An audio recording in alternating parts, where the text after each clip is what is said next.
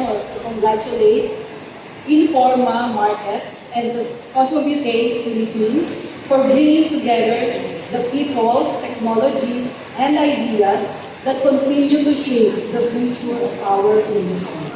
Today, beauty is no longer defined solely by aesthetics. It is driven by science, innovation, safety, sustainability, and consumer trust.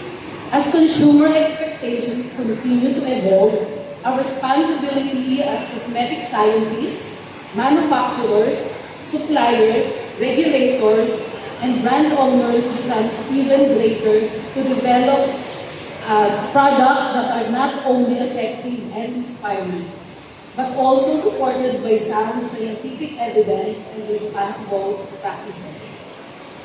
Cosmobutate serves as an important platform where innovation meets opportunity, where partnerships are formed, and where knowledge is shared across the entire value chain of the beauty industry. Through collaboration between industry, academia, regulatory bodies, we can continue to elevate the standards of cosmetic science and strengthen the competitiveness of Philippine beauty sector in the regional and global marketplace.